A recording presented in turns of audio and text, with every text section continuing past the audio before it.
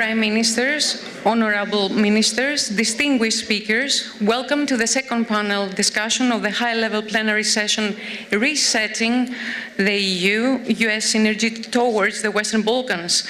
On the first part of the high-level plenary session with this title, we heard the views of the representatives of the European Union and the United States. I think it's high time we heard the views and mainly the expectations of the prime ministers of the region, the ones, as President of the Republic of North Macedonia, Stevo Pentarovski, said, the ones who carry the burden of decisions or non-decisions.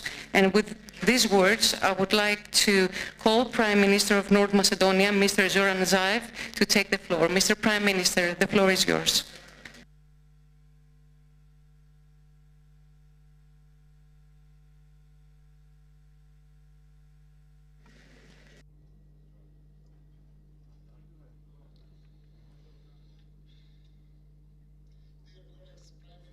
Ministers, friends, Madam Melinda, resetting the EU-US synergy towards Western Balkans show how much the transatlantic synergy is important for us at the Western Balkans, discussed previously by President and now by us, the Prime Ministers, accompanied by Foreign Ministers.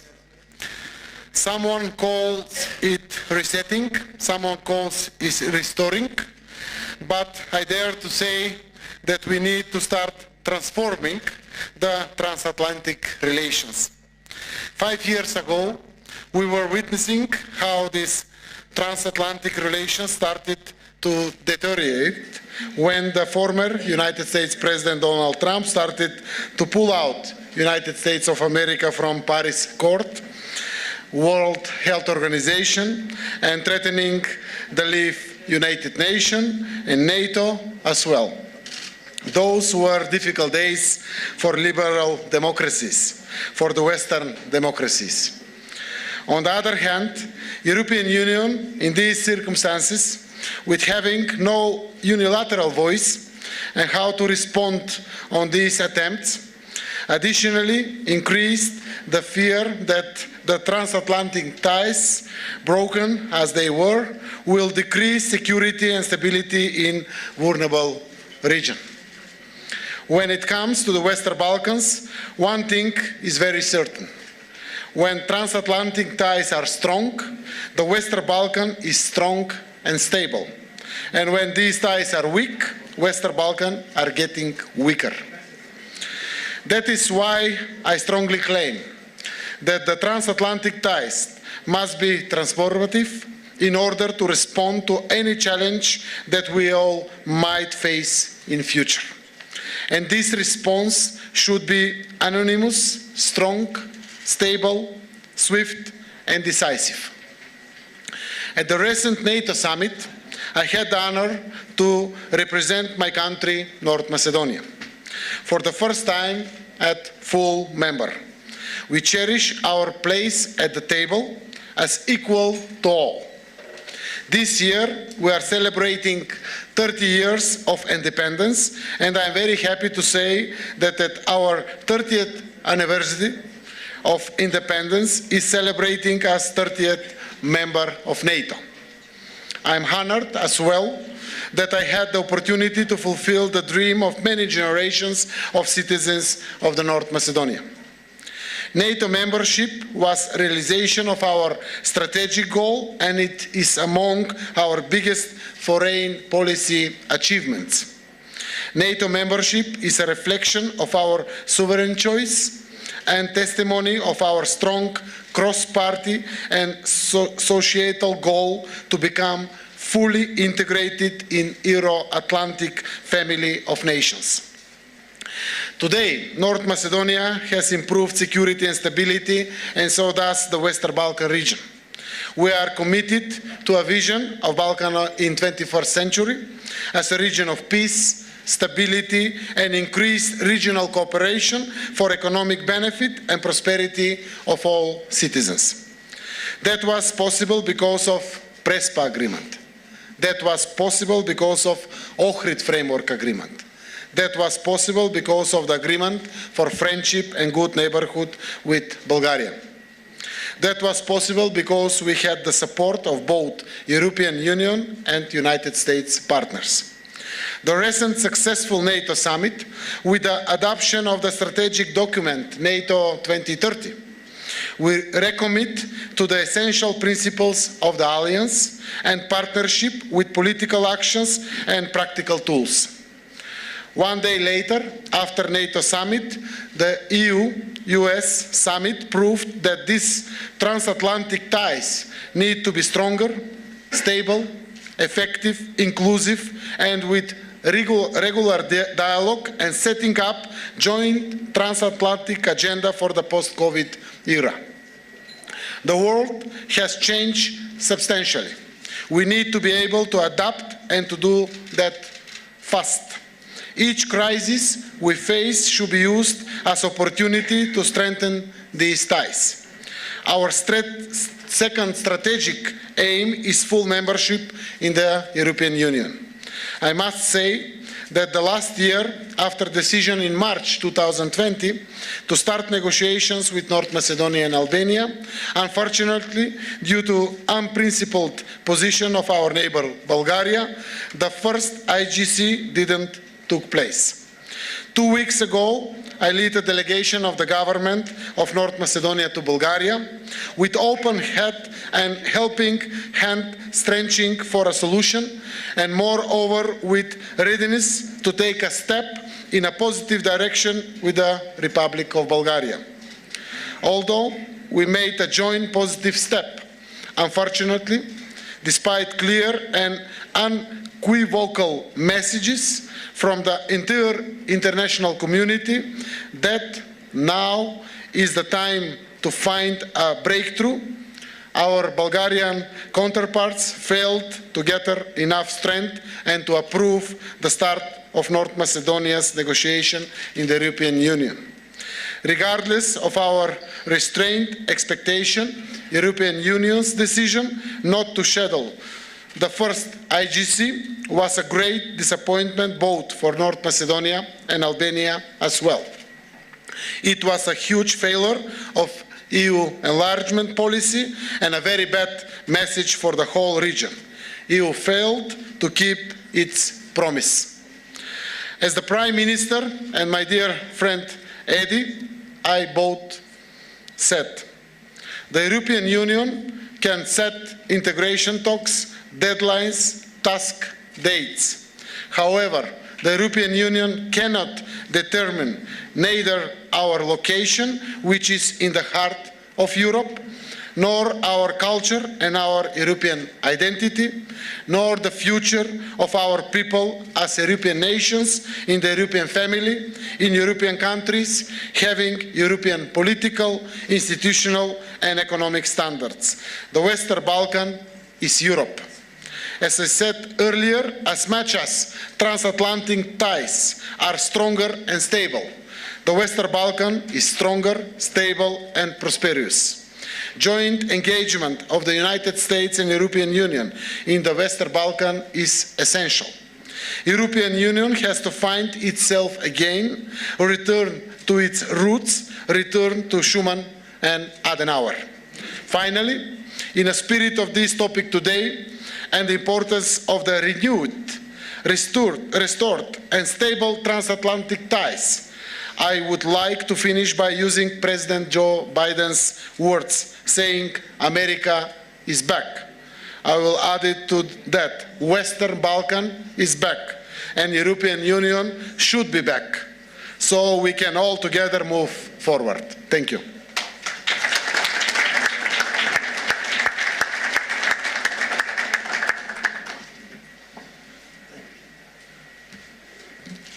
Well, thank you, Prime Minister Zoran Zaev. The time has definitely come for a breakthrough. The time has definitely come for the EU to keep up its promises and to begin talks with both North Macedonia and Albania. And perhaps for this reason, I would like to give the floor now to Prime Minister of Albania, Edi Rama. Edi Rama, the floor is yours. But firstly, I would have to say that you strongly criticized the EU following yet another non-decision for both Albania and North Macedonia. You even used Samuel Beckett's play, Waiting for Godot. Do you think that your argument has been widely heard? And do you believe that maybe joint pressure by both the EU and the US could make a difference this time? Thank you.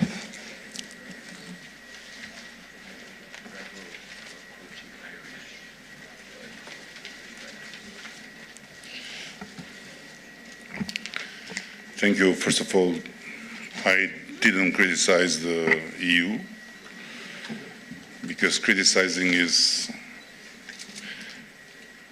active, expressing your feeling is reactive. So I didn't criticize the EU. I just said, and I will say it again, that what's happening is more of the same, and I don't want even to continue to say more of the same. So there is as you mentioned, this, I'm gonna bring it here. There is a moment of the Samuel Beckett piece where one of the two guys says, "Shall we move?" And the other guy answers, "Let's go." And Beckett states, "They don't move." So it's very much what's happening. But to be very frank with you and with everyone, I'm not feeling it anymore at all. And I'm very serious about it. It's not just to say something, but I'm not feeling it anymore. I'm not at all waiting for it, and I don't feel what I used to feel before when it came. Because, you know, you can organize for a beautiful wedding once by making everything great, and the bride at the end doesn't show up. You can do it twice by engaging again in setting a wonderful scenery with the greatest music and decoration and guests and food and all. The bride doesn't come again, and then you just say the F word and you don't organize anymore for the wedding. And if the bride comes, let's be casual. So this is what I tried to tell Zoran, you know, when I came here before the usual music coming from Europe, that we need to keep going, because we haven't picked this path out of anyone's imposition or out of anything else than our own firm will. It's the only path for us, and it's not about to pack Albania and North Macedonia and the other countries, put them in a ship and send them to Europe. It's about building here in our countries states that function like every member state of the European Union. And then, will we be or not part of it? This is not up to us. It's out of our hands. We decide nothing about it. First. Second, we can do many things while this tormentous second volume of Samuel Beckett is going on. We can work together in the region. We can push together for making things better, for raising our economies, for creating bigger spaces for our entrepreneurs, for our young people, because alone and staying, let's say, with the back turned towards the region, we are too small. We are too small. But together, we are reasonably big. And thanks God, on one hand, Europe cannot tell us what to do in this region. Second, on the other hand, we can, by our actions, ease the life for all our people. Why we have to wait to be member states to make the trade in the region flow with no barriers, with no waiting for 1,000 years in a year, as the World Bank stated statistically, in trucks? We don't. Why we need to wait for the EU to be part of EU, to have free movement of people with ID cards, to have free flow of goods, services, capitals, to have one stop only in the borders for everyone, to transform the borders in practically completely fluid for people? We can't.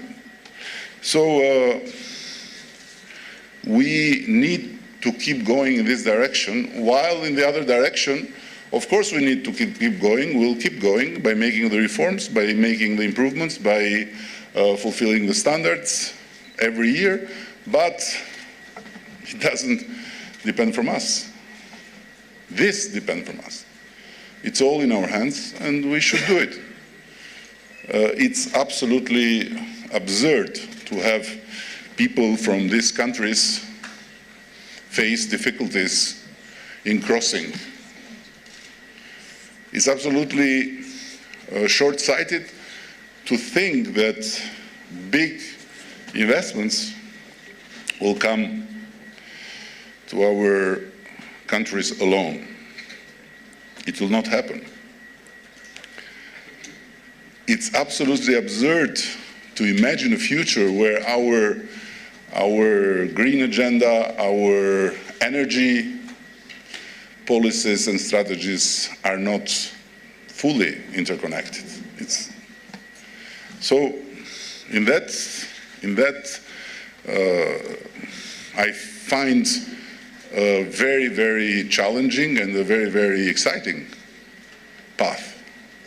And Albania will push all the way to make it easier for everyone in Albania to go everywhere in the region with no limits, and to open for everyone in the region to come to Albania with no limits. Simple. People from North Macedonia want to come to the beach. You have a lake, but you don't have a beach. So what does it mean? You have to wait hours to get to our beach? And who wins in that? No one wins. If you wait hours, you'll spend the money in the border, in your side of the border. We want you to spend the money on our side of the border, so to come faster. And this goes for all the aspects of life. Of course we have problems in the region. Of course we have conflicts still to be solved. But what is keeping conflicts, and namely Serbia and Kosovo conflict, unsolved, should not keep the rest undeveloped. Because we have to agree to disagree on that. And while we try to sort it out, there are so many things we can do together. And by doing so many things together, we make even that less harder to be dealt with. So we live in this neighborhood since, I don't know, ages. We even have contests who is the more ancient here. So our Greek brothers, of course, pretend to have come here before all of us, and we all are just descendants of them. We pretend the same. North Macedonians pretend the same. Even Bulgarians pretend that we are all connected to their being first. So, but we are here. We are here all together. And finally, after centuries and centuries, we are talking. We are seeing each other. I witnessed a great kind of boxing of words between Albin and Anna some days ago. They are again here together. This is amazing. This is really amazing. And it's something no one could imagine only a few years ago. Now we have to do things. It's very simple. And I want to conclude with one point. We entered the Berlin process all together because we were called by the Pope of EU, Merkel. And of course, as the great believers of the EU religion, we all ran to the audience with the Pope. And for the first time in our life, but also in the life of our countries, we found each other together in the same table. Not to dispute the past, but to see how we can build a common future. It was a U-turn, and this brought new things.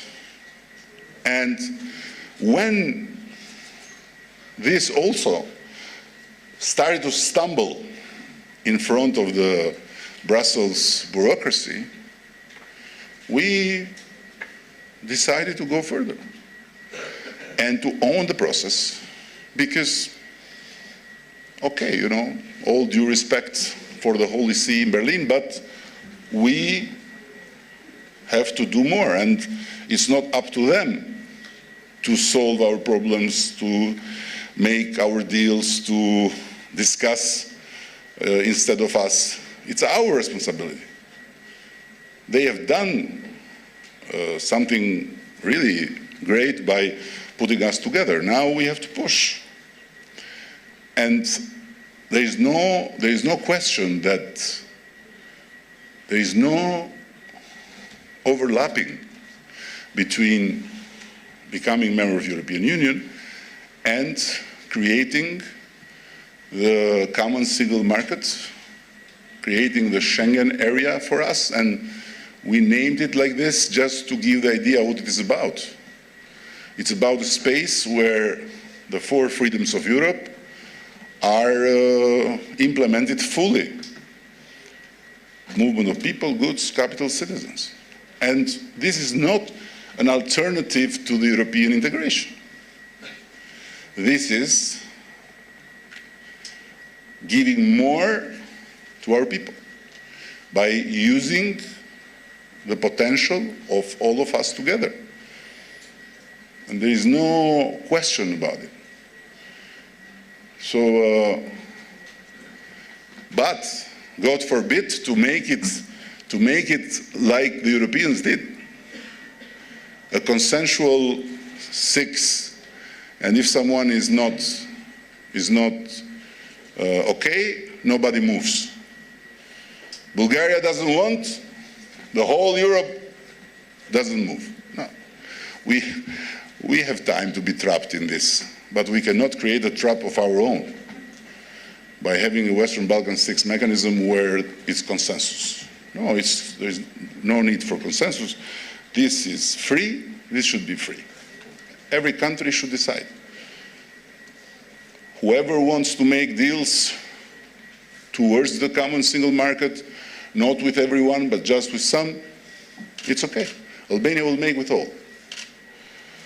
As soon as possible, as much as possible, all the way. Because this is what is good for our people. And no other country can pretend a uniformed behavior of every other country. So in this, I think, there is nothing, not there is nothing to lose, there is all to win, all to win. And we had a meeting with Zoran and Alexander a few days ago in Zoom, and we made a statement, and we don't even need to say anymore to these guys coming from Europe that, listen, if you don't take us, others will take us. Third actors will come to us. Looks like we are weak grooms telling to the future brides, hey, if you don't marry me, there are some bitches that will take me. No, forget it. And we should not even express anymore any kind of, we are frustrated, we are depressed. No, we are not frustrated, we are not depressed, we are fine. We are fine, we're just fine. And frankly, if we can measure depression, they are more depressed than us in the European Union. They are more frustrated than us. So let's not talk about frustration and depression, and let everyone deal with its own by his means without complaining. We don't need to complain. We are not begging. We are not here telling, hey, listen, we are good guys, we are behaving, why you don't want us? No, no. We are just,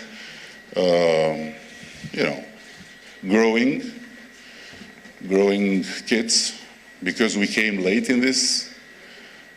We had terrible history, we had terrible constraints, and of course we know that we are not ready to become members.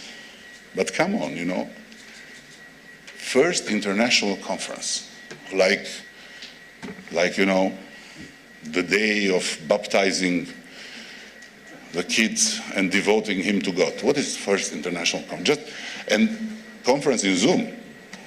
So for a conference in Zoom, they are keeping us on hold, like they are giving us, all their house for. You don't want to have the first international conference? No problem. One conference less. We can have conferences here in Prespa. More. So what is this? No, it's really, it's really, because I just wonder, when these guys meet me, they look to me like, poor man, how we can consolate him. Because, by the way, the Poles have been great. The Austrians have been great. That's why they are here. That's why they are here. That's why no Dutch is here. Yeah. So, but they look at us, and what to tell the guys, how to tell them, listen, you are great, don't worry, we are with you. Oh, yeah, you are with us. You are not with us. You are in Austria, you are in Poland. We are here. So no need for that, really, no need for that. We are not missing, really, the first international conference, intergovernmental conference, because we know what it is. And there are so many conferences in the way. And they make it like this is the day, the D-Day, the second liberation after Second World War. We have this international, intergovernmental, whatever, because they have also the names which are very sexy. No, no. They can do whatever they think. They can be stuck in their consensus mechanism. We feel for them. We're sorry. We're sorry, guys. We are with you. We will support you all the way. Don't worry. Anytime. And if you are bored, you have one place to have fun. It's named Western Balkans. In no other place you can have the fun we are having here, all of us together. So don't think we are depressed. No, we are good. Thank you.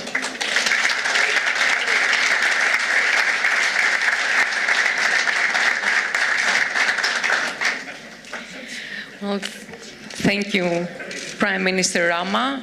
Of course, you shouldn't be depressed. And of course, obstacles are on the way, and I'm very glad to hear that you're finding ways to talk to each other, to meet each other. It's a great opportunity to have both Prime Minister of Serbia, Ms. Ana Brnabić, and Prime Minister of Kosovo, Albin Kurti, in this room. And with these words, I would like to welcome Prime Minister of Serbia, Ms. Ana Brnabić, for her intervention, and perhaps to ask her to what extent she agrees with what Prime Minister Rama said. Thank you. Whenever you like, wherever you like.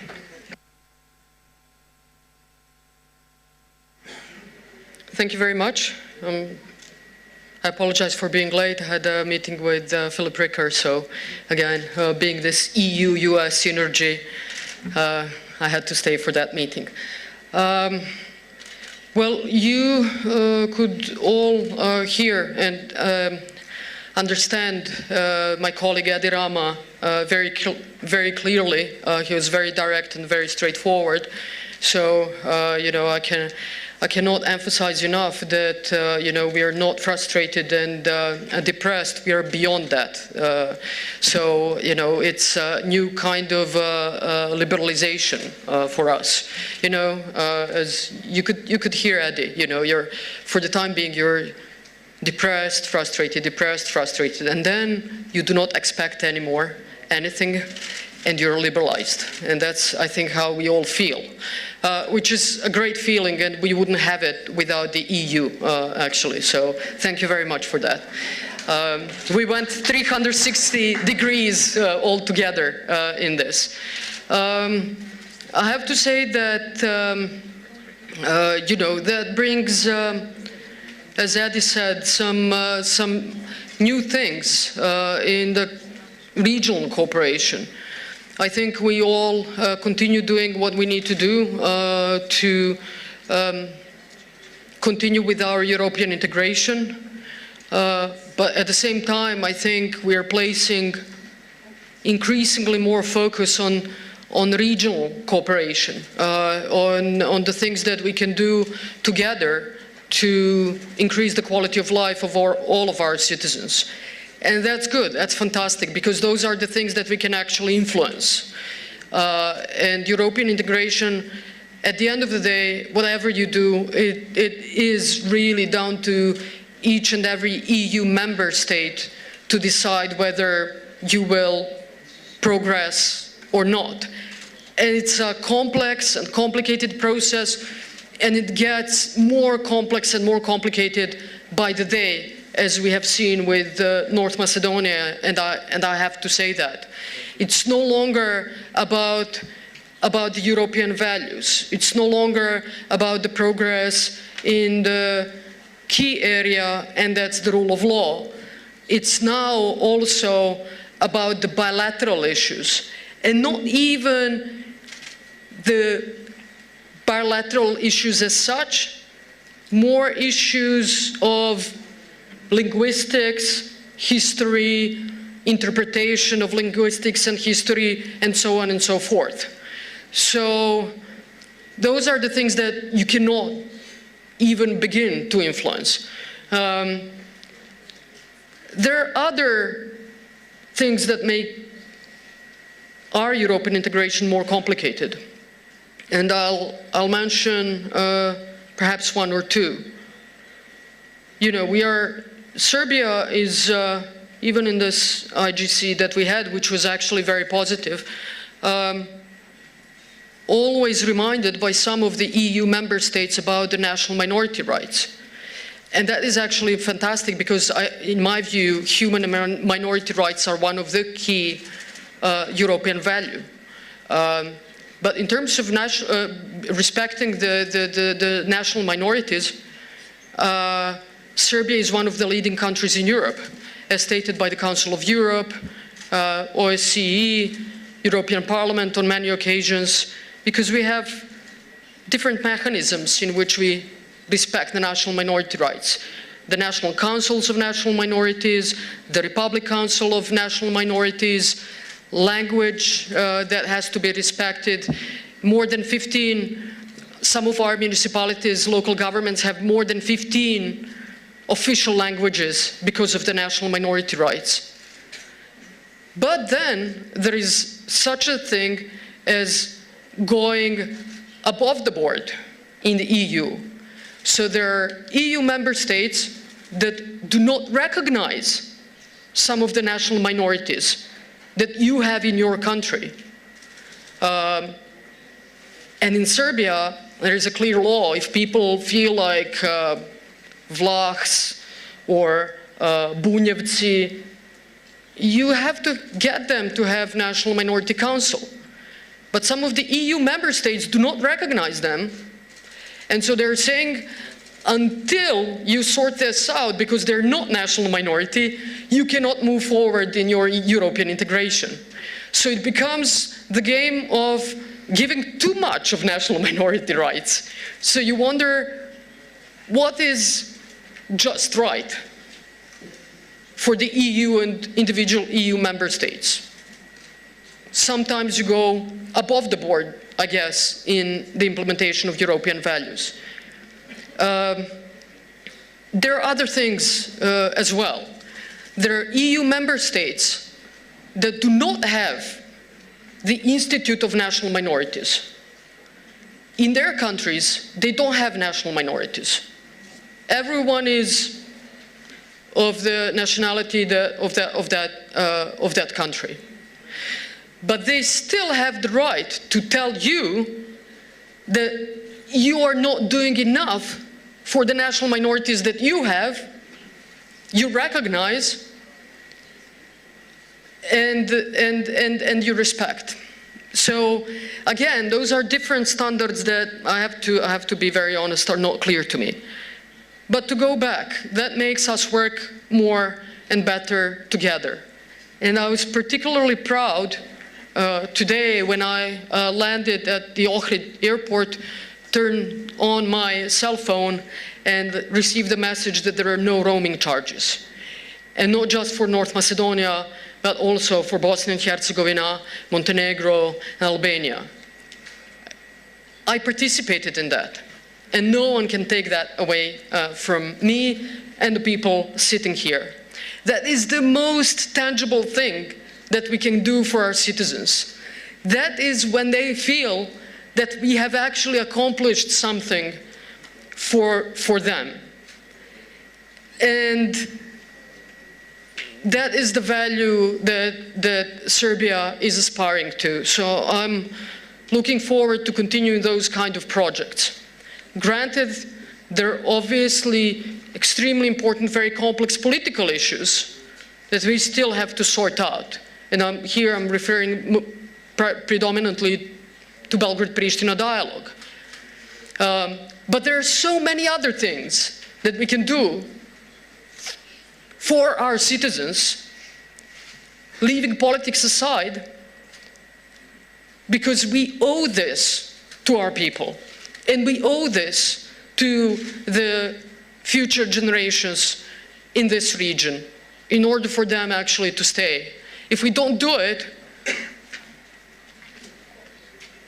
what you see here is probably the only people who will stay in the region and live and still quarrel. So we have to do something for people to stay in the region. Roaming agreement was one of those examples.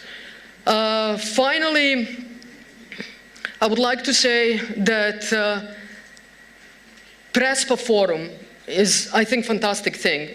I'm the one who says always that we have perhaps too much of regional meetings, and they take away from your time, and you have to spend more time in actually delivering to your citizens and your businesses. But I think this one actually really, really matters, because it celebrates the agreement that came out of a very difficult and complex dialogue that will hopefully remind all of us every year that dialogue matters. That dialogue matters, and that only through dialogue you can reach a compromise, leave the past to the past, and turn towards the future.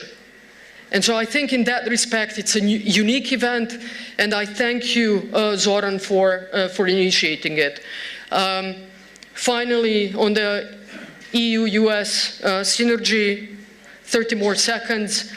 Serbia is in a very specific position. When we talk about EU-US synergy in forums like this one, what we talk usually about is Euro-Atlantic integration.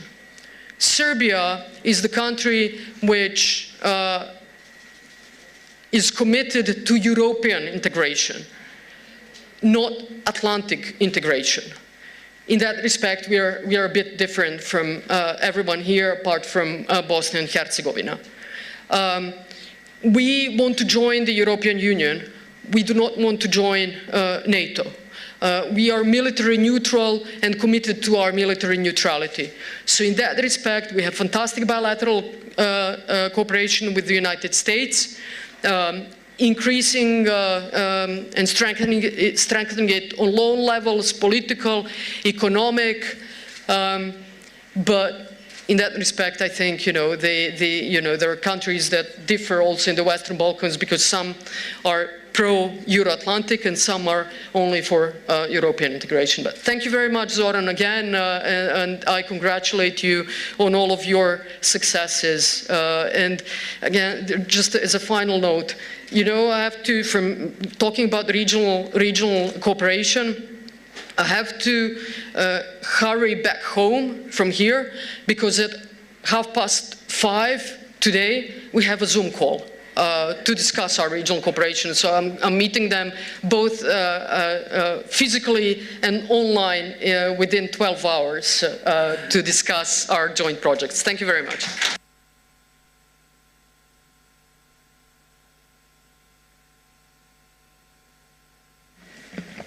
Well, thank you, Prime Minister Ana Brnabić.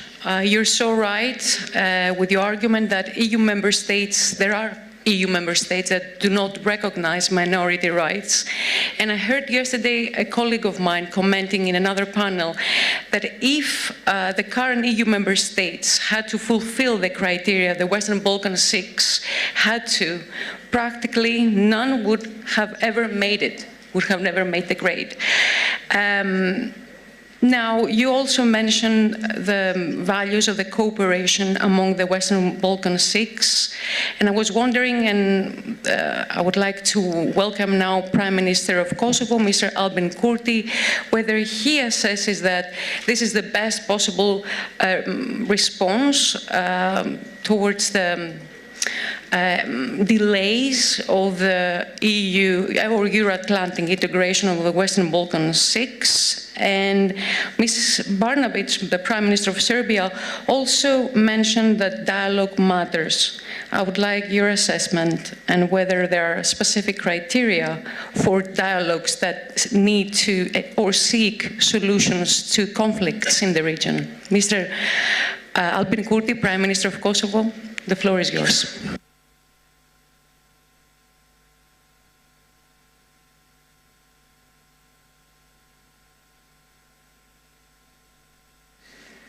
Honorable Excellencies, ladies and gentlemen, dear friends, allow me to start this short address by stressing that the Republic of Kosovo shares disappointment with EU's refusal to open accession talks with Albania and North Macedonia for a second time, sending a discouraging message to our region and our reform agenda.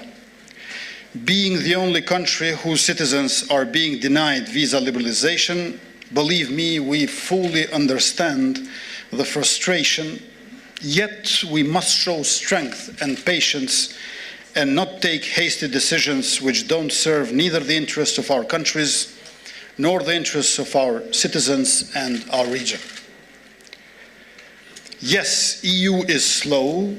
Yes, it lacks unity, but still EU is our best hope and, to be honest, is the only alternative we have. Not because we don't have a choice, but because we naturally belong there. Western Balkan 6 is part of Europe, surrounded by EU countries.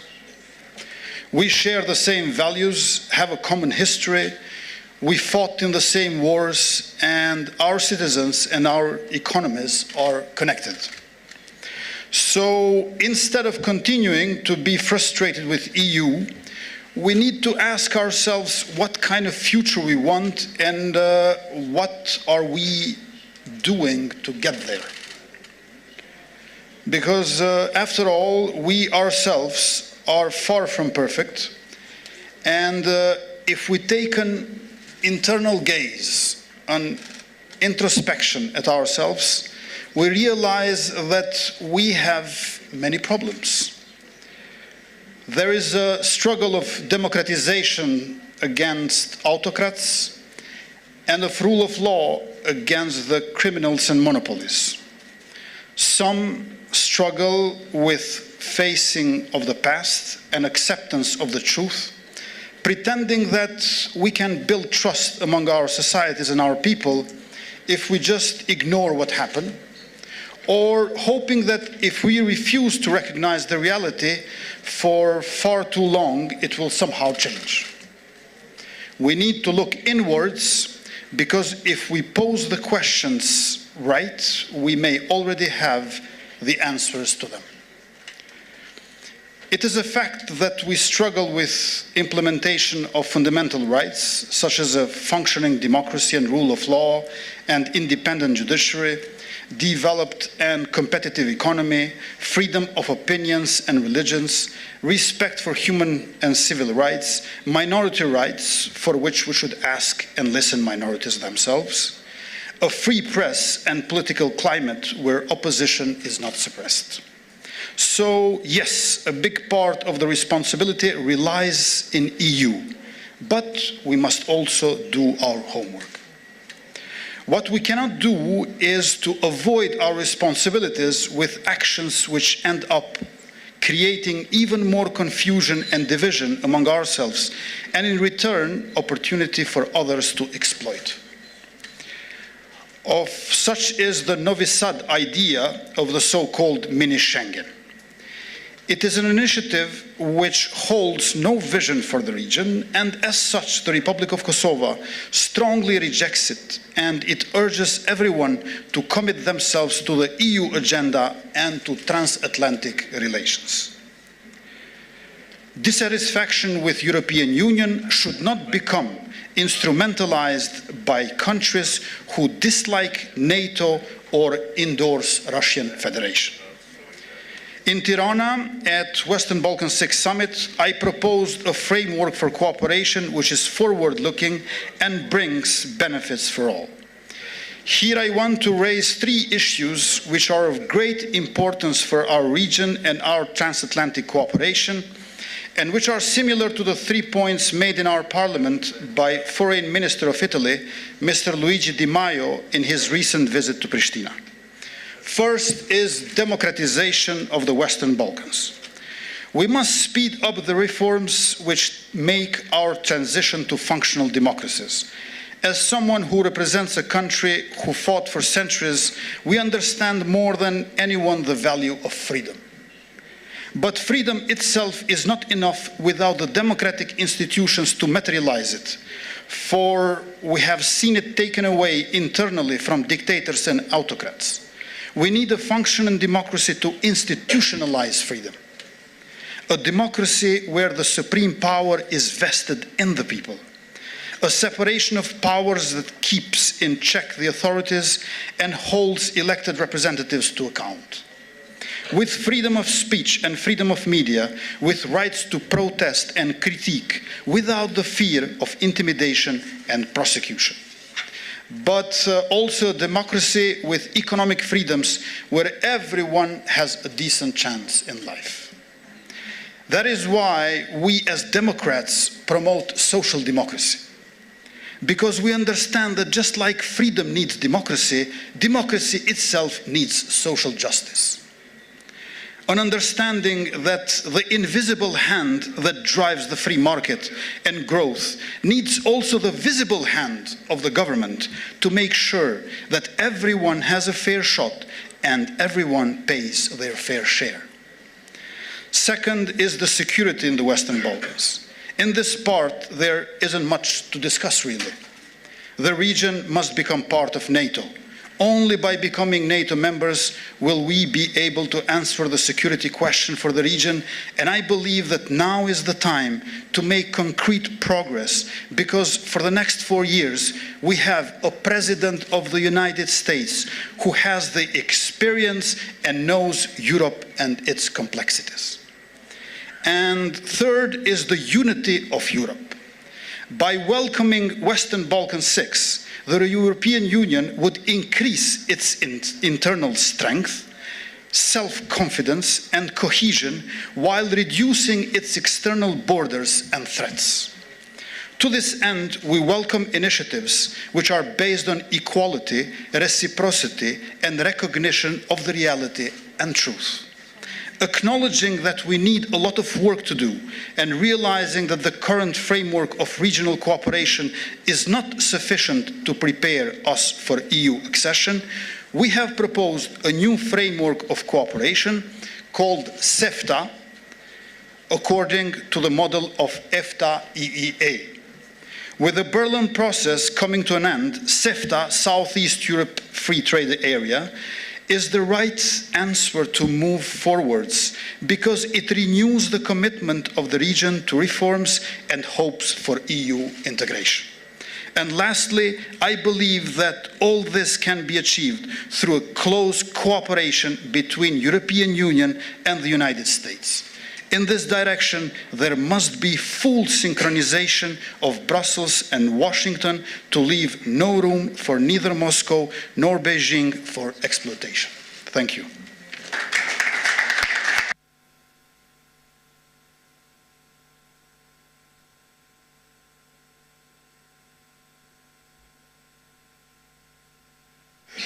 Prime Minister Kurti, thank you so much. Now I'm turning to Mr. Zoran Zegeltia, Chairman of the Council of Ministers in Bosnia-Herzegovina.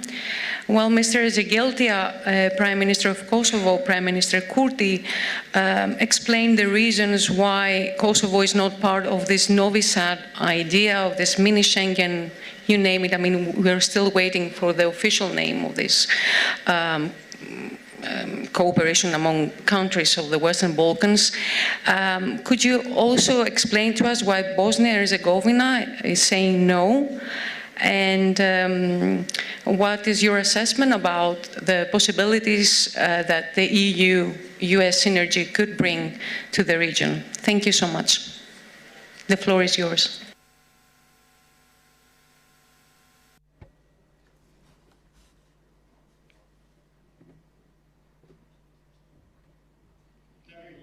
Ladies and gentlemen, May I first thank Prime Minister Zaev for organizing this meeting and opportunity to address this gathering.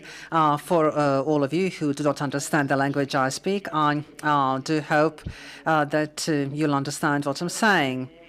What Mr. Kurti has said is something that we have heard several times. We've heard his reasons on a number of occasions, but let me tell you why we are for the Mini Schengen initiative, why we think it is a good initiative for the entire region. At the very beginning, where Prime Ministers Rama, Zaev and President Vučić presented the Schengen initiative, there was no support from within Bosnia-Herzegovina. But in our internal dialogue, we understood the message. Although there is an agreement that the Mini Schengen is a good framework within which the countries of the Western Balkans can work together and cooperate with each other in preparation for EU integration whenever the EU decides to accept or not accept us. And it is quite evident that we'll be waiting for a long time. Now, I saw in the invitation letter a number of very important and interesting topics, challenges, EU perspectives, our future. As regards the EU perspective, I do not want to say anything new. What we have not heard already, because the two parties are needed for EU perspective. We need the EU and we need our perspective. The way they look at us from Europe, we heard from our previous speakers, and not much can be added. So there is a misunderstanding of the Western Balkans, there is a misunderstanding of the problems and challenges, and introducing criteria and conditionality that was never introduced to anyone acceding the EU before. This discourages the citizens of the Western Balkans. This discourages those who were great supporters of the EU. And also strengthens those who've always been anti-EU integration. And we do know that there are some of those who oppose, and there will always be those who support. But there are also countries who've never stopped supporting us, such as Austria. They've always been our friends. They've always been committed to our EU perspective. We are fully confident that they'll manage to impose the policy whereby it is necessary for the Western Balkans to be part of the EU. In Bosnia-Herzegovina, there are a few foreign policy topics where the politics and public fully agree. The membership in the EU is one of them. Irrespective of the fact that this process was launched almost 20 years ago, our citizens have never lost their faith in the process. And nowadays, most, but the majority of our citizens, irrespective of their ethnic background, the entity they come from, are committed to the EU. And we are prepared to implement those reforms that we agree upon together, not for the sake of Europe, but for our own sake. Sometimes, though, it seems to me that Europe fails to recognize the problems and successes achieved at the Western Balkans.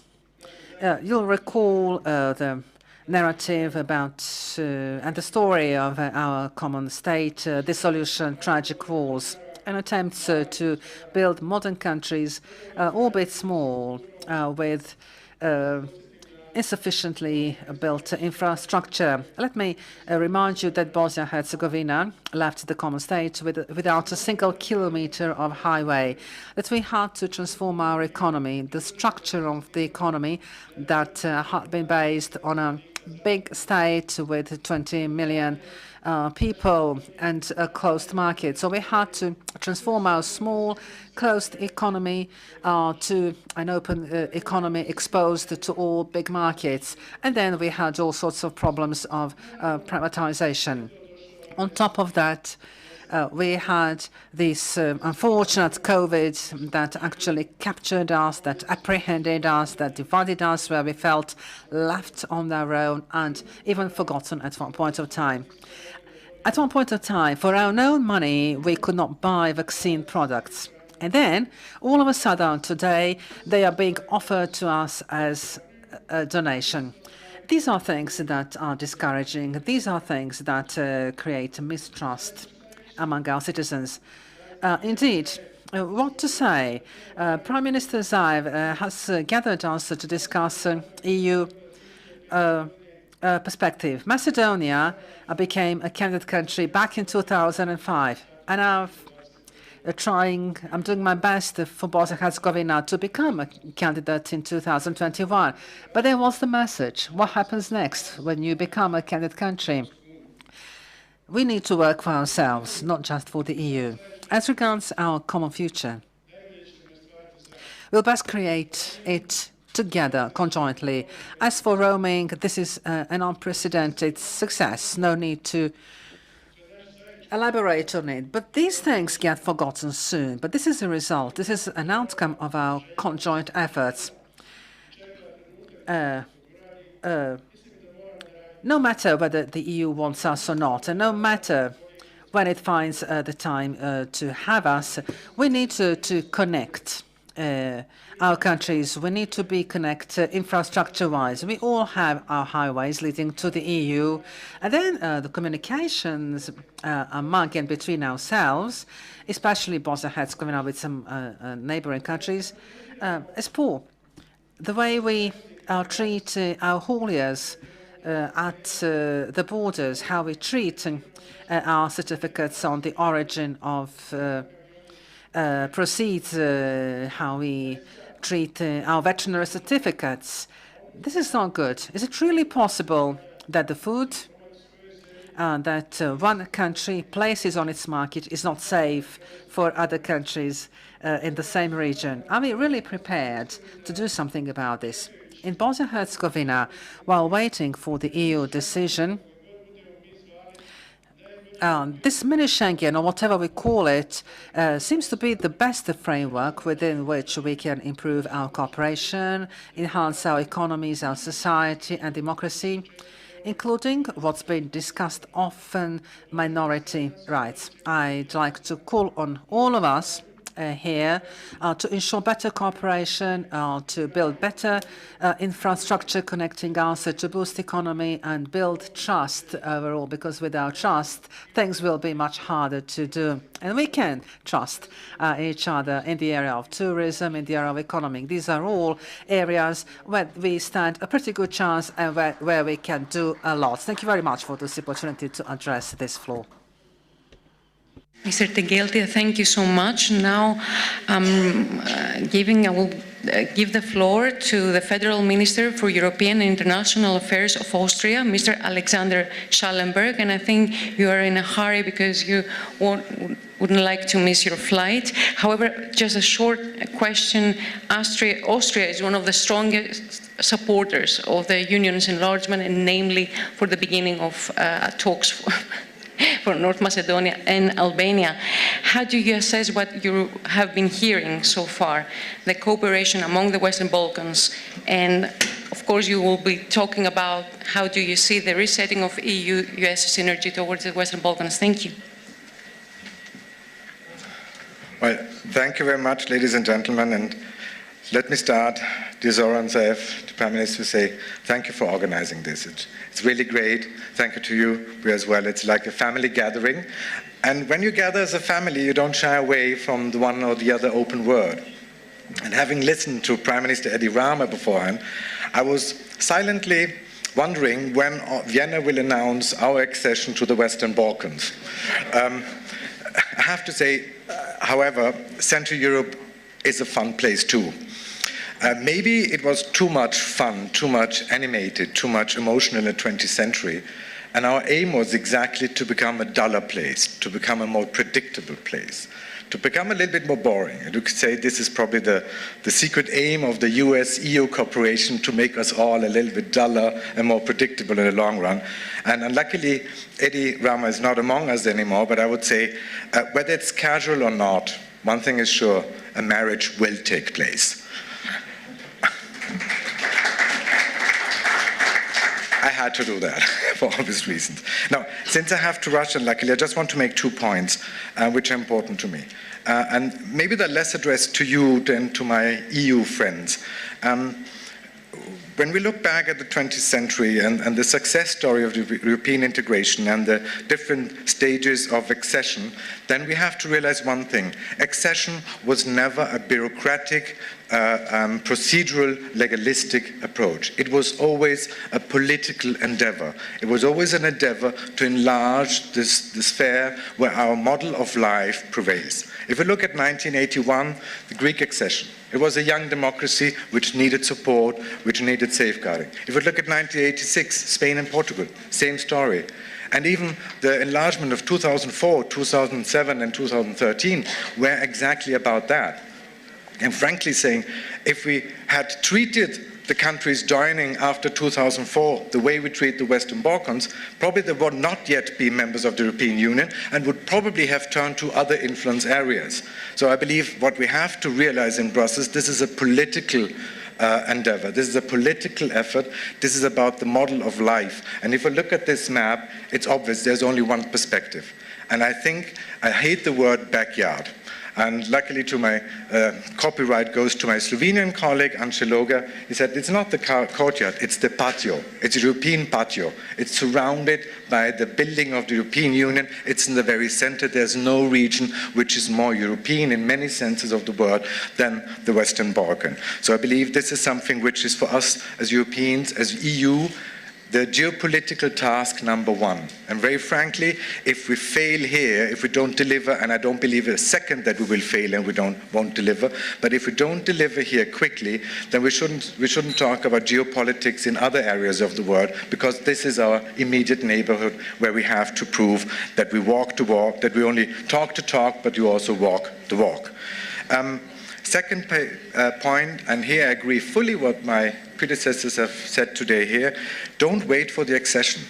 We are too much focused on accession, and I believe Zbigniew will agree with me. We had a very interesting debate among the EU foreign ministers, because it was very clear, and it has to be clearer to us in Brussels too, we should not reduce this region to the accession issue, to the accession procedural aspects. This region has a lot more to offer. We Austrians know it because we have such a close emotional and human bondage and linkage to the region.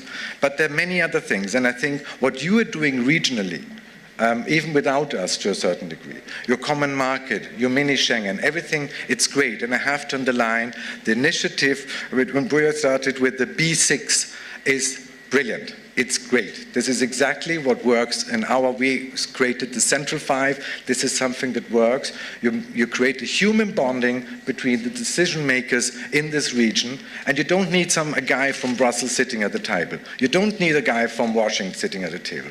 Get your act together. It's your ownership. It's your own life. It's your own region, and I think this is great. But having said so, there's more than we can do from EU side. I think here again we should be more creative, more innovative. We can include the Western Balkans without waiting for the accession in many programs. We can have your program country in Erasmus+. We should have you fully associated in Horizon Europe in the research program. We should have you fully associated in the vocational training programs. We can think of so much more we can do in this area. Like the roaming, it's great that you do it regionally, but I'm very much in favor, and Austria is very much in favor of including it in the EU roaming area and regulations, so that there is no difference whether you're in Lisbon, Helsinki, Belgrade, or Podgorica, or here in Ohrid. And that should be the sign we want to show to the people in this region and to the people in the European Union. Finally, just a couple of points on actually the true subject, the resetting the EU-US energy, and I have to say Europe was never gone, so we don't have to come back. I believe here again there are many things we can do. For instance, I'm in favor of continuing the Berlin process, very strongly in favor of it. It has been useful, it has proven useful in the past, and as has been said beforehand, it was the first place where everybody got together. And I would say, why not add a strong transatlantic access to it? Why not get the Americans on board in the Berlin process? To add to it and to have to listen also what the Americans can contribute. I believe that we as Europeans should become better in coordinating our assistance to the region with the Americans beforehand. This is a common Western endeavor. And yesterday at the opening, it was reminded to us again that here again, in the past, in difficult hours, EU, US, NATO stood together. And we have to do this again. It has to be a common effort by all of us. And I believe here as European Union, we can become better in coordinating with the US. I believe the Slovenian presidency has got it right when they have said we have to work closely with the Western Balkans on disinformation, on hybrid warfare, on cyber threats. Here, for instance, we have in Brussels the Stratcom task force in the Western Balkans. We should talk more with you guys, but we can add the Americans in that too. So you're not always confronted with once Brussels and then Moscow and then Washington, but that we are working together on that. And last but not least, the little point where we have been starting to work with the Americans, we are starting now an exchange of young diplomats in our Western Balkan departments in the Foreign Ministry, the State Department and Foreign Ministry in Vienna. And I would say the EAS, the External Action Service of the European Union in Brussels, should think about something similar, having young American diplomats in their ranks on the Western Balkan files and young European diplomats in the ranks of the State Department on the Western Balkan files. There's a couple of ideas more addressed to my EU partners than to you guys, but again, thank you, Søren, for having me here. It's a great pleasure, and please don't get it wrong if I have to stand up and run away right away. Thank you very much.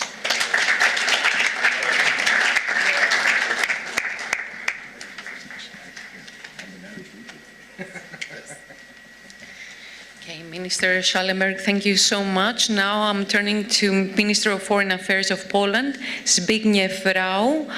Your counterpart from Austria said to the Prime Minister of the Western Balkans to not wait for the accession, that many other things the EU could offer.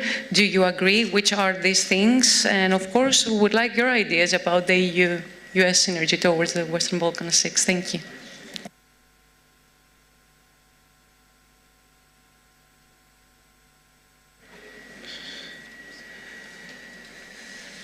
Prime Ministers, Ministers, ladies and gentlemen, friends, I must say that I have noticed a change in the mood that prevails in this hall compared to the panel that I had the opportunity to listen to last night. Yesterday, the mood was more optimistic.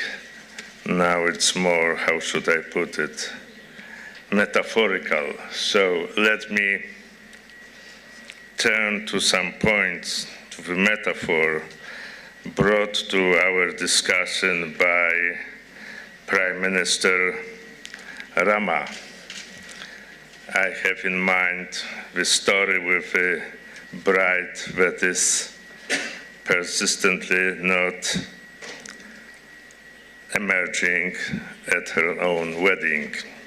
You see, Poland and 9 other countries joined the European Union 17 years ago. And we already at that time, we had many, many occasions to realize that the EU was a capricious bride. Now the EU is 17 years older, and everything indicates that it's much more capricious.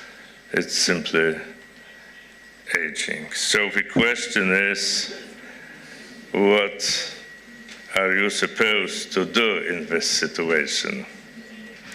So, and as a good Christian, I cannot help but referring to the Old Testament, and you probably remember a scene in the paradise when God is bringing Eve to Adam, and he says, okay, Adam, choose your wife. And he chose. And I suppose we 17 years ago were in the same situation. There was only one bride, and the wedding took place. And the same bride, 17 years later, more capricious, will emerge at your wedding, because the choice that we had and the choice you have now is exactly the same choice Adam had in the paradise. In other words, there is no choice. Why is that? Why is that? Well, I suppose this is so because the world around us is unpredictable and fragmented. The COVID-19, the technological revolution, emerging security threats, including in the European neighborhood, are just a few examples of what is shaping the global scene. And in this context, I believe transatlantic cooperation and ties with countries that share our core values are more important than ever. We believe that strong transatlantic cooperation is crucial for both sides of the Atlantic. We highly appreciate US determination to further revitalize the transatlantic bond, as showed President Biden's first overseas trip to Europe. Just as Europe needs America's political and military engagement, the US draws great benefit from its leadership role in NATO. Poland and the US have visibly strengthened the security and defense cooperation in recent years. The enhanced defense cooperation agreement signed between our countries last year reflects our commitment to enhancing bilateral cooperation and the deterrence and defense posture along NATO's eastern flank. A strong and united NATO is the best guarantor of peace and stability for the Euro-Atlantic area. My country is also contributing to strengthening the NATO defense and deterrence capabilities in the Western Balkans and Black Sea region, participating in the tailored forward presence in Romania and tailored assurance measures for Turkey. Also, Poland exceeds the 2% of GDP NATO target for defense spending. Still, bolster our efforts, we need to restore faith and trust in international partnerships and institutions, and as well as more broadly in multilateralism. We also need to work hard to stay united on the most pressing issues. And this is also true in relation to the Western Balkans. I dare say that the US and the EU have a similar strategic vision of the Western Balkans' future. Strategic vision. We want to encourage stability, economic development, resilience against external threats, and integration with the EU. On Monday, I had the pleasure of hosting in Rogalin the meeting of the Ministers of Foreign Affairs of the Visegrad Four and the Western Balkans in the framework of the Polish presidency of the Visegrad Group. I will repeat it. I expressed my deep disappointment with current relative lack of progress in the EU enlargement policy. I also pointed out that Poland and V4 will continue to advocate for swift progress where it is long overdue. We hope and expect the accession negotiations with Albania and North Macedonia to finally start, hopefully in the coming months. We also look forward to opening the first cluster with Serbia in 2021. Our message is clear. You can count on Poland and the V4, both politically and practically, in relation to the enlargement policy, but also other aspects, such as the inclusion of the Western Balkans in the framework of the Conference on the Future of Europe. EU enlargement and support for the Western Balkans in the area where we also want to work in tandem, not only with the European institutions, but also other partners who share our strategic vision, including the US and Japan. As we discussed last month during our meeting with my counterparts in the V4 plus Japan format in Warsaw. What I also said in Rogalin, however, is that I would like to encourage our Western Balkan friends to remain persistent and maintain a clear pro-European direction, internally and externally. We know from our own experience how difficult this wedding with a capricious bride is. But we also know that this wedding, let me stick to this metaphorical terminology, is the best investment in the stability and prosperity of your and our societies. I was glad that all of my Western Balkans counterparts seemed to agree on this point. Euro-Atlantic integration of the Western Balkans remains unfinished business and remains a soft spot in ensuring Europe's stability and security. Poland consequently supports NATO's broad cooperation with Western Balkan countries regarding political and military dialogue and reforms-oriented assistance.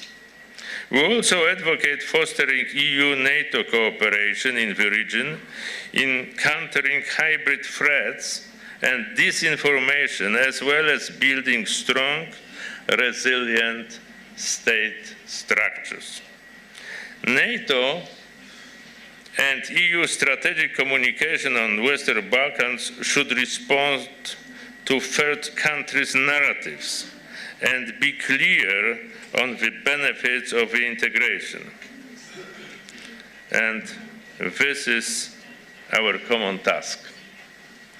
We encourage further progress on regional cooperation, reconciliation, and good neighborly relations.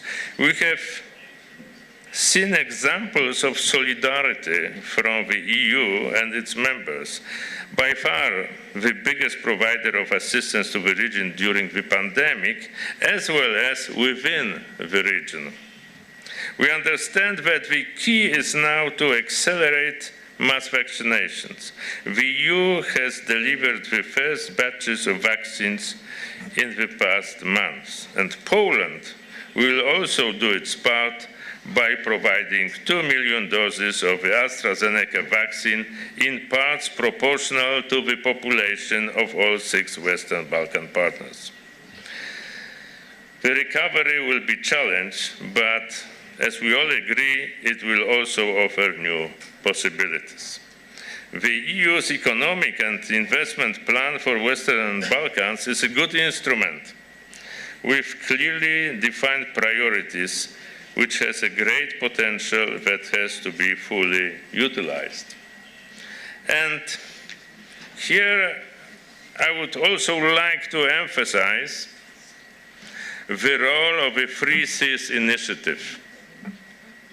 We see it a key format for regional cooperation in Central and Southeastern Europe, with the potential to enhance the EU cohesion and at the same time to strengthen transatlantic relations.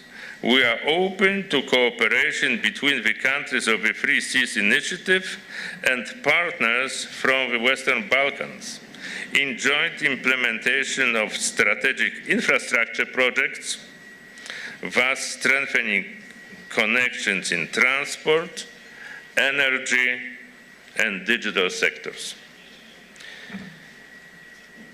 We also see here the need to further strengthen cooperation with our American partners, especially in the field of energy security, as well as cybersecurity and the creation of secure infrastructure that will foster a resilient digital economy. Thank you.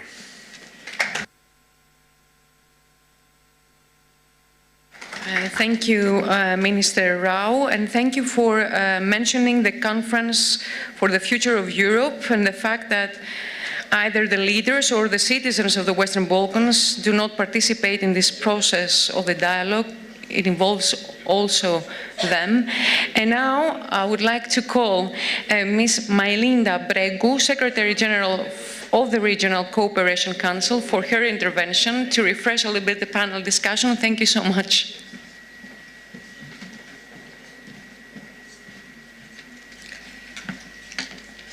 Thank you very much, honorable Prime Ministers, dear ladies and gentlemen. I know that when you are the last speaker, the passions were pretty thin, so I will not be too long. A lot of relations, I was thinking, had to be reset in this region, including on the regional initiatives. When I started my job at RCC 2 years ago, we were asked, and it was actually the time a study, that the regional initiatives should be synchronized. Now I see, frankly, that there are proposals and more proliferation of regional initiatives about to happen in the Western Balkans. Anyhow, the Regional Cooperation Council started, and it was the Stability Pact more than 20 years ago that it gave birth to the Regional Cooperation Council. It brought together at that time the leaders to draw on and to find some ways so as to set the course of cooperation in the Western Balkans around peace, security, stability, and development nexus. Now that we have the Regional Cooperation Council, we see that the region, as it's happening with everywhere in the world, is changing fast. And I have to say that this is one of those few examples where we see that member states, EU member states and USA sit together and discuss on the regional agendas. The EU support in the region, I have to say, is steadily increasing in the last years.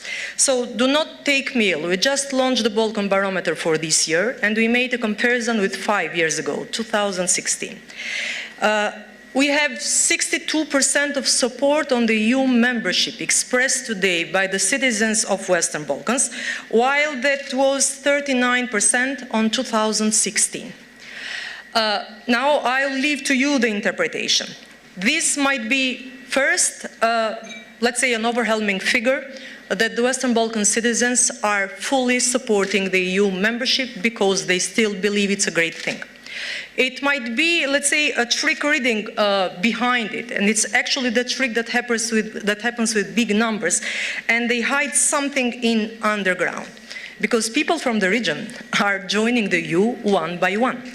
And they might see this EU membership as the chance to leave their countries.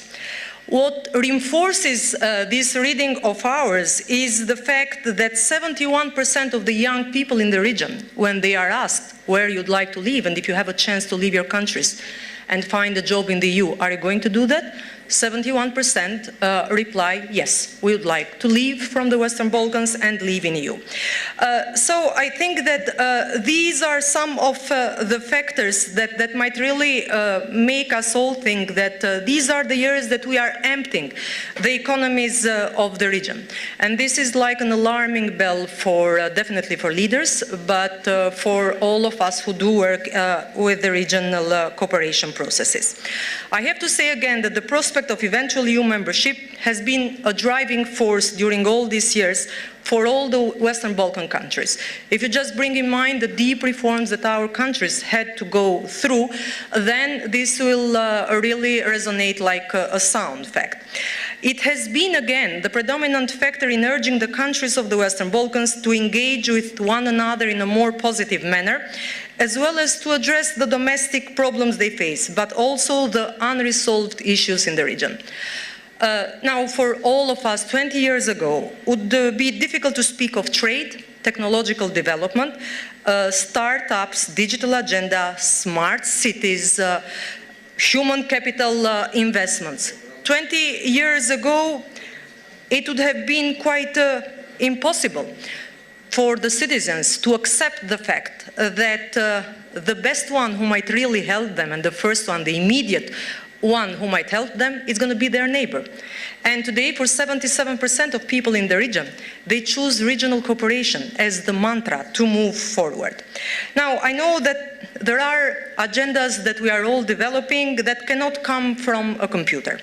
Those require leaders to deliberate choices measured by their actions and their words. I am glad and proud that even here today, roaming-free agreement in the Western Balkans was mentioned highly.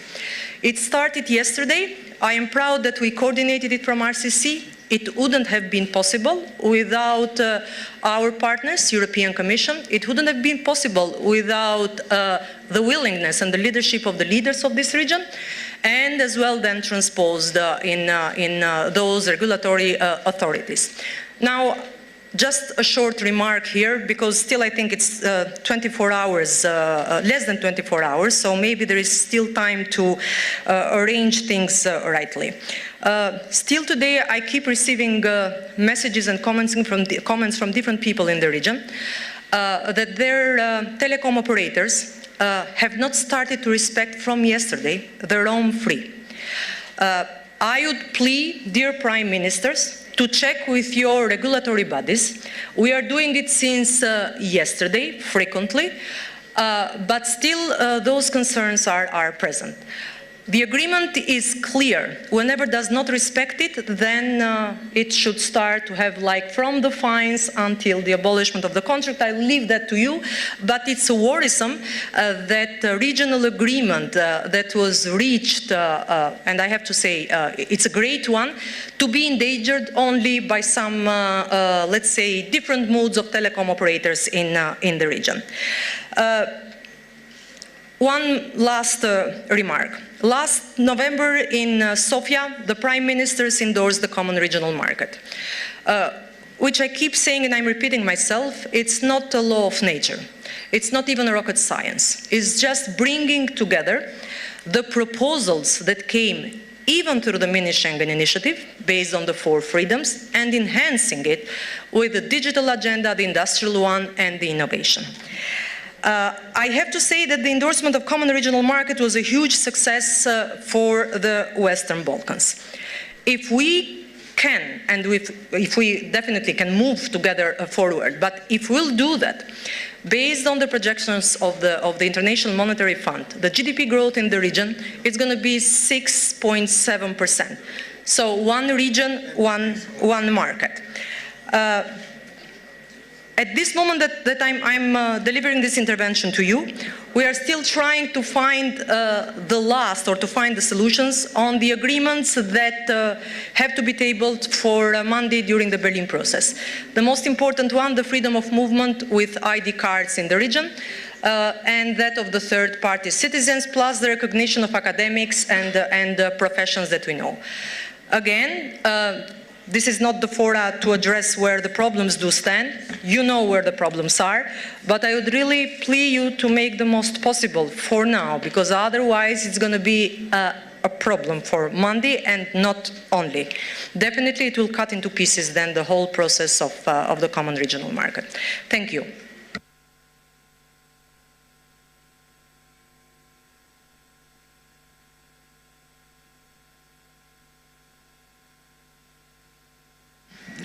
Ms. Pregu, thank you so much. Well, this plenary session is coming to an end, and for this reason, I would really like now to call the rapporteur of the high-level plenary session, Ambassador Erwan Fouéré, to take the floor with his conclusions to sum up what has been said during both panel discussions. Ambassador, the floor is yours. Thank you, Madam Moderator, and distinguished guests, speakers. Trying to summarize in a few words the very rich debate that has taken place this morning would test the skills of even a writer like James Joyce. So I will not attempt to do that. But I would say that the response to the question that was put to us on the EU-US relations and the Euro-Atlantic cooperation was very clear, although of course there were some nuances with reset light, transforming, etc. But there was a general consensus that the EU-US cooperation is vital for promoting the values that we share together. The debate also heard some good news and also bad news. The good news of what has been happening in the region. Several member countries who have become members of NATO.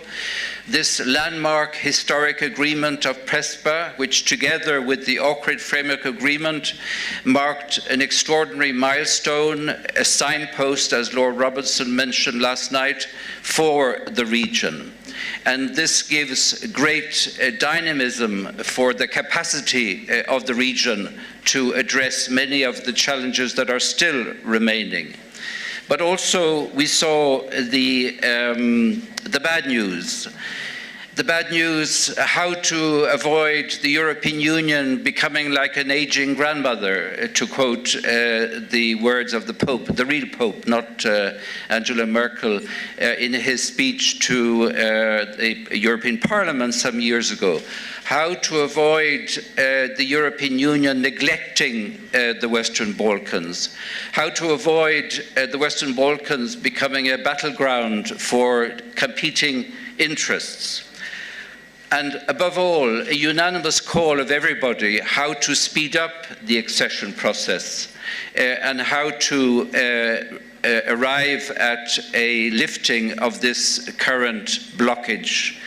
And I think there it is important to quote several speakers on what has happened by the decision of Bulgaria, a clear failure of the European Union, to quote Commissioner Hahn, morally and politically wrong, to quote President Pahor, unprincipled, to quote Prime Minister Zaev, and finally, an inappropriate misuse of the European Union and hijacking the enlargement process to promote national interest, to quote Ambassador Rieker. But we are fortified by the message, very strong message from the Slovene presidency that they will do all they can to revitalize the EU enlargement process. and also the call of the President Pahor on the need for a more strategic approach from the European Union for the Western Balkans, to ensure that the EU can regain the trust of the citizens, which is still very high, as we have heard, but nevertheless there is a palpable sense of frustration, not depression, but nevertheless frustration at what has been happening. So there is a need for the European Union to regain the trust of the citizens and also to rebuff the tendency towards nationalist rhetoric. There was also a very clear message from the President Pahor, which I think is important to repeat: the rejection of all ideas of border changes. And until the EU has incorporated the Western Balkans, the European Union will remain an unfinished peace project. And this is something which must remain forefront in the mind of the leaders of the European Union. So there are challenges remaining, challenges for the region, and we heard many of those challenges articulated here just now, notably by the Prime Minister of Kosovo, on all the efforts to improve the economic situation, to reduce the tendency of the youth to emigrate, to seek their fortune elsewhere, and to find ways of giving hope to the youth of the region, pending, of course, that the European Union will get its act together. But we also heard positive news from the Commissioner about the very strong financial commitment of 9 billion euros for the region up to 2027. Also, the importance for the region to continue its efforts in fighting against corruption, the rule of law, and autocratic tendencies. And that the EU must do its homework as well, making sure that all its member states remain faithful to the fundamental values which underpin the European Union. And also, it needs to convince its own public opinion on the importance and the benefits that come from the enlargement of the European Union, and that this is to the benefit of all the citizens of Europe. And finally, I think everybody has welcomed this extraordinary initiative of the launching of the Prespa Forum Dialogue, because it has really demonstrated not only the energy, but also the very strong spirit that exists in the region to move the process forward. History was repeated many times, and the importance of the region not being prisoners of the past. So we were mentioning a number of Irish writers, and also Samuel Beckett, whom we are very proud of. But President Biden is often quoting Irish poets. He's, as you know, has Irish roots, and he's very proud of his Irish roots. But his favorite quotation is from Seamus Heaney's poem, and as you know, he got the Nobel Prize for Literature in 1995. History says, "Don't hope on this side of the grave, but then once in a lifetime, the longed-for desire of freedom comes again, and hope and history rhyme." And on that positive note, I pass the floor back to the moderator. Thank you very much.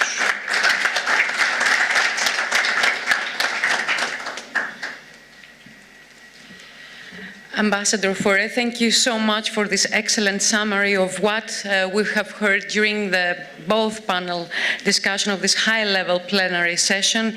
It has been challenging for you. It has been challenging for me to moderate all these distinguished speakers, honorable presidents and prime ministers, without having the opportunity to pose as many questions as possible. And for me, a journalist coming from Greece, that was really challenging. I would definitely agree with you, Ambassador Faure, that without this region, the European Union will remain an unfinished project. And I would like to thank the Prime Ministers, the honourable ministers, the distinguished speakers for their participations, and I wish all the best.